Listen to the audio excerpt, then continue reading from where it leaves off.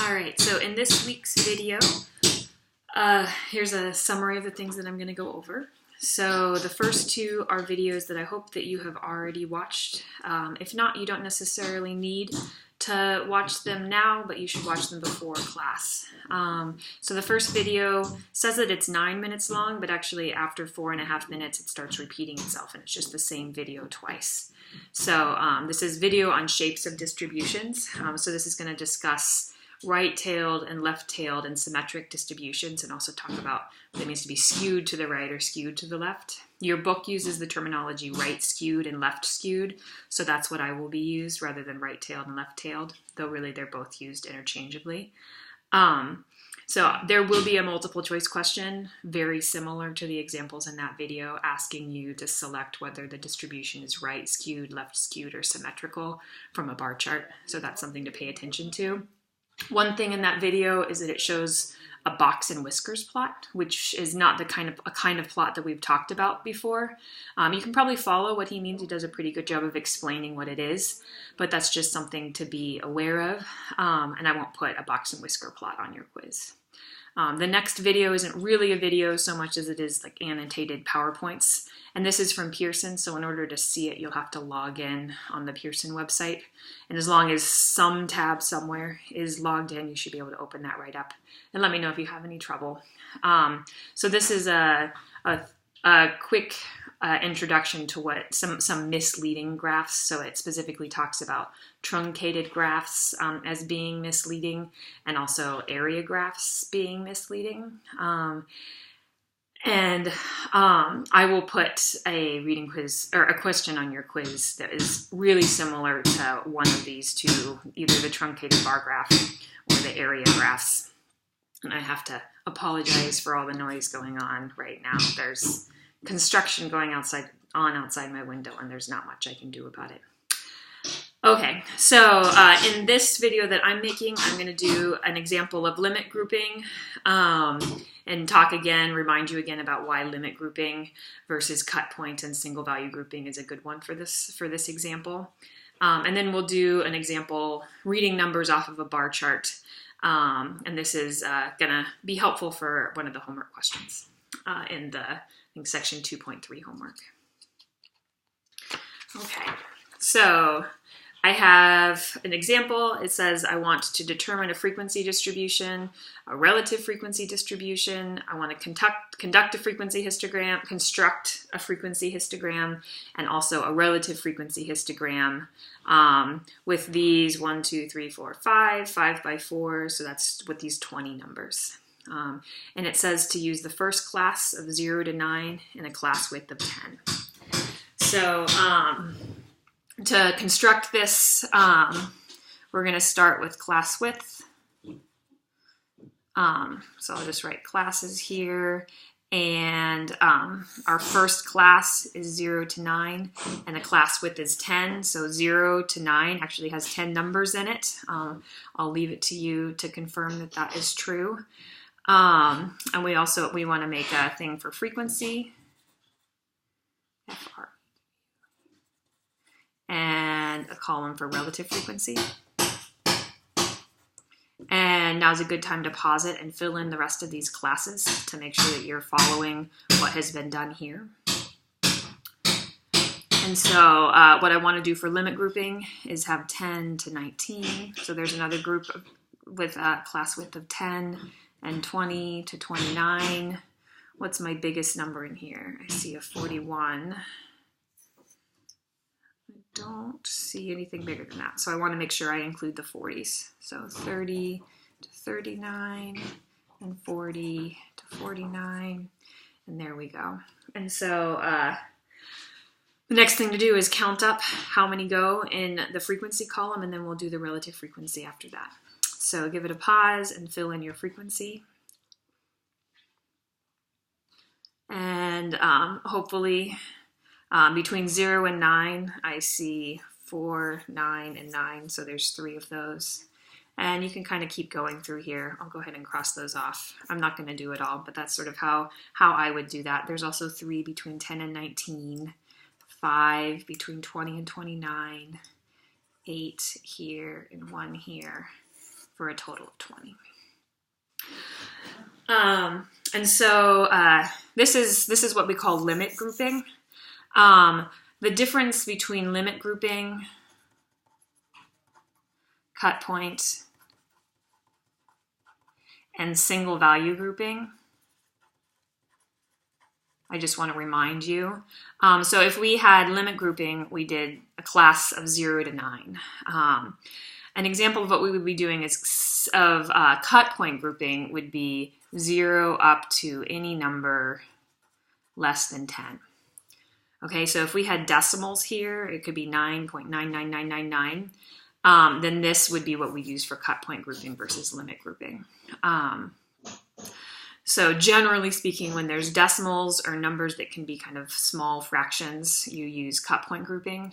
And limit grouping is for when all the numbers are whole numbers. So we don't have to worry about the numbers between 9 and 10 because there are no numbers between 9 and 10. Single value grouping would be that there's a 1, there's a 2, there's a 3, there's a 4, and it would go all the way up into 41, and we count up how many are in each column. So limit grouping is clearly the choice that one would make for this. And it's not on this week's quiz, but it certainly will come up that I'll ask you to tell me, to decide what kind of grouping is best, and that'll be part of the problem.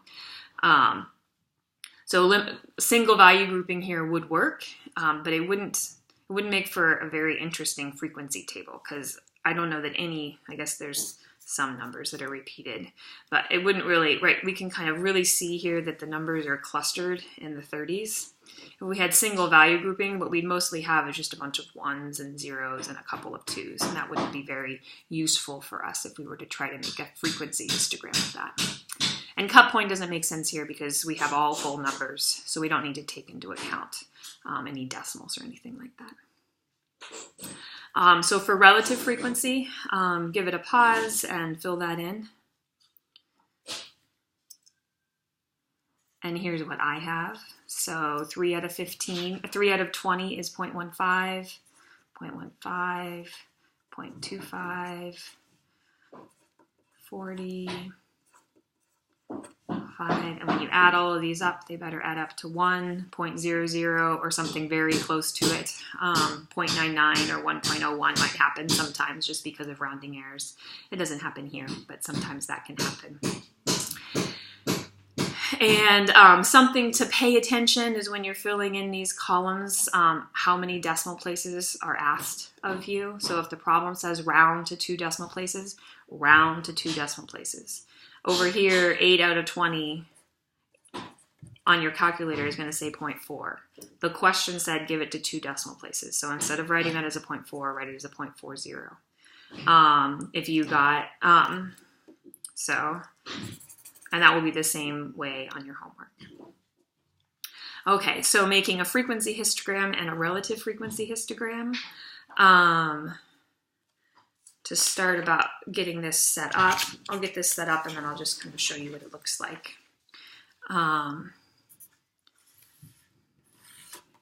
So we have a class of 0 to 9, a class of 10 to 19, 20 to 29, 30 to 39, and 40 to 49.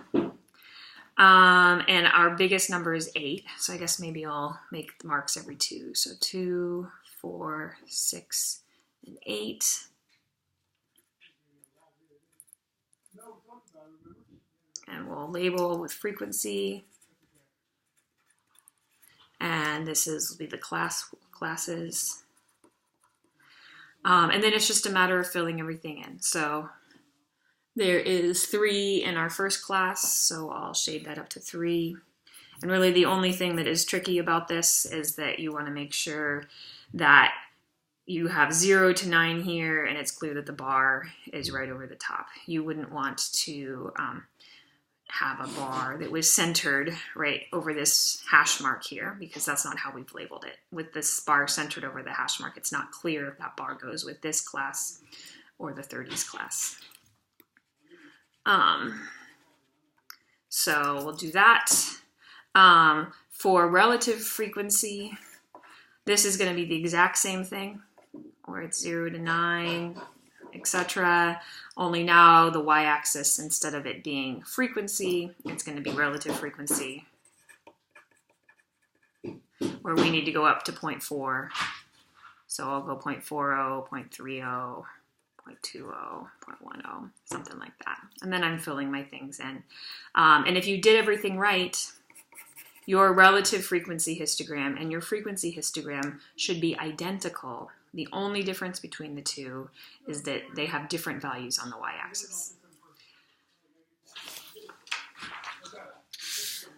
So just to show you the completed ones, if you filled that in, it should look like that. So there's my two histograms, my frequency on the left. Oh, and look at that, didn't follow my own instructions. So here I plotted percent instead of relative frequency, so I would miss points for this. So percent is, of course, relative frequency multiplied by 100. So instead of plotting 0.15 here, I plotted 15%. So there is that. Okay. For the next example, this is similar to a homework problem that you have. So adjusted gross incomes. These are when you fill in your income taxes at the end of the year. This is what the IRS counts as your income. So it's usually a little bit less than your income truly was because they take out some things. But this is a measure of how much money people make. So this is a relative frequency histogram for, what is it, 89 almost 90 million individual income taxes reported by the IRS some year for people that make less than $50,000. So you can see sort of in the 0 to 10 bracket, it looks like if we follow this over, that's, I don't know, 38.38 or so. About 38% of people make between $0 and $10,000. And something like, I don't know, we'll call it 27.27 or 27% make between $10,000 and $20,000. Let's answer these questions. So the first question says, what percentage of the individual income tax returns had an AGI, an adjusted gross income, between $10,000 and $19,999 inclusive? So this word inclusive means that it includes that number.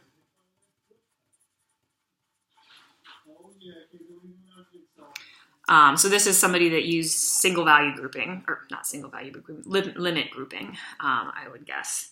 It could have been either way. So we have between $10,000 and $19,999 inclusive. What that means is, so inclusive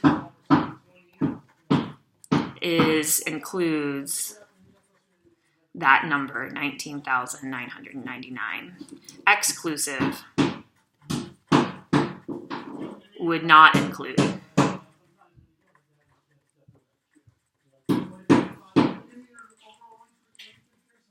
Doesn't include $19,999. So those are just two vocab words to start getting familiar with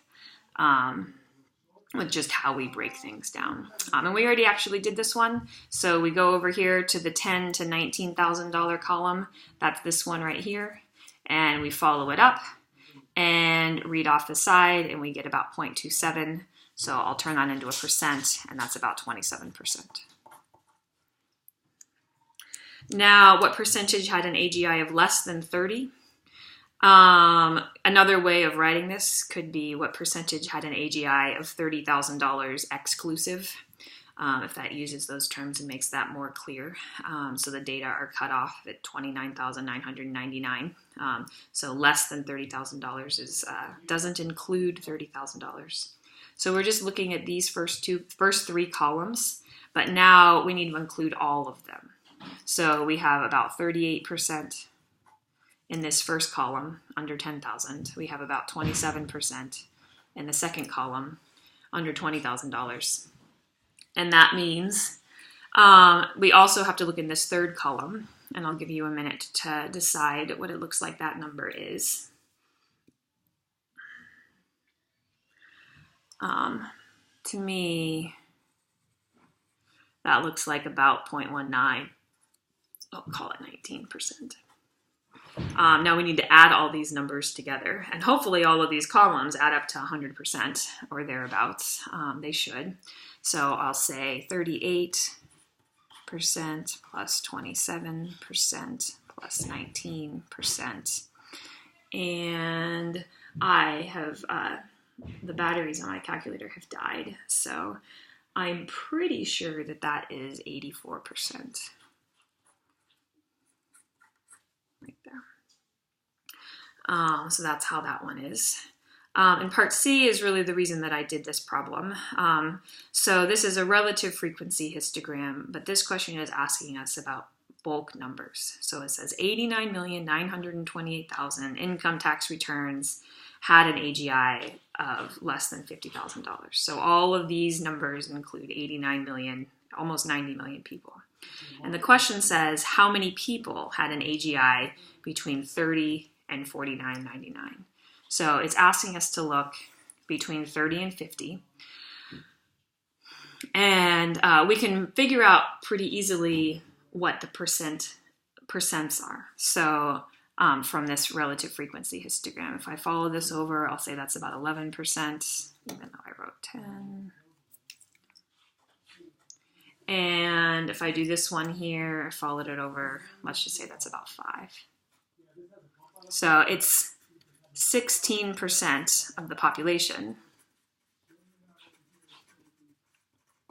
And the question that we are being asked is, what is 16% of 89,928,000? Okay, so if we can figure out what 16% is of this, then we'll know the answer to our question. And I wrote this specifically because of these words is and of. If you can write these sentences as an is over of problem, then you'll then I have a little mnemonic to help remember that. And the mnemonic is that you write is over of is the percent over 100. You remember that little formula. So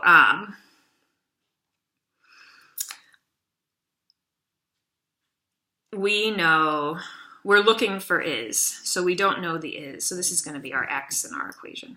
That's what we're solving for. And the percent that we're looking for is 16. So I'll plug in 16 for that.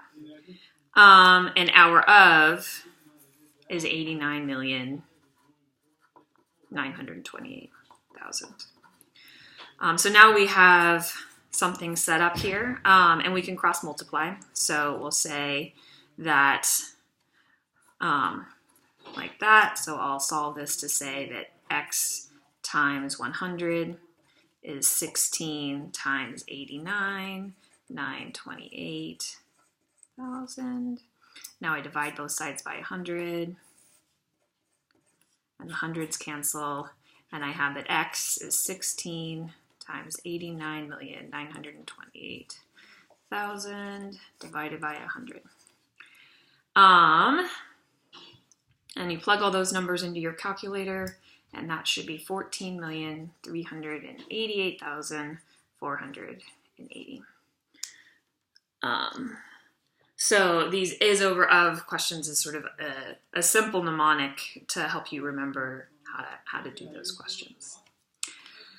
Just to get a little bit more practice on these, what is 75% of 300? So again, our formula is over of is P over 100.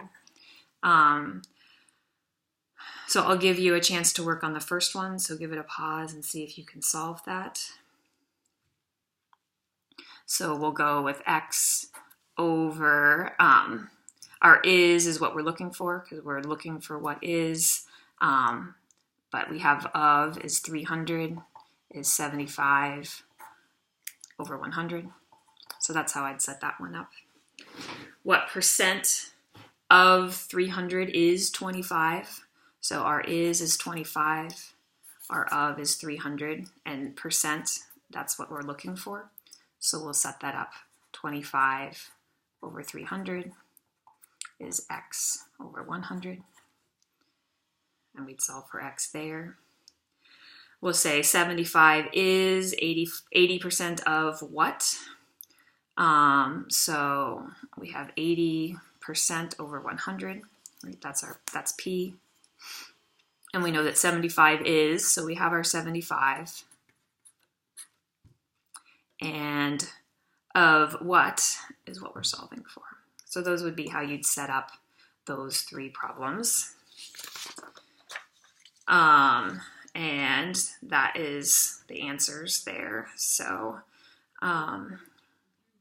looks like I set them up backwards on here compared to what I did on the previous. So I wrote x over 300 is 75 over 100. So this is the same equation, just flipped around, and the same for here and here, but it's the same solution. So this is a good time to practice and make sure you're kind of comfortable with the algebra and all of that, and feeling okay with some of these is over of problems, because we'll do that in the homeworks. Okay, so on the quiz, let's see if I haven't actually told you the last couple. So on the quiz,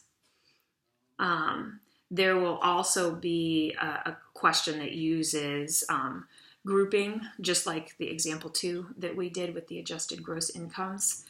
And on that question, I'll have you decide what kind of grouping is best and use that.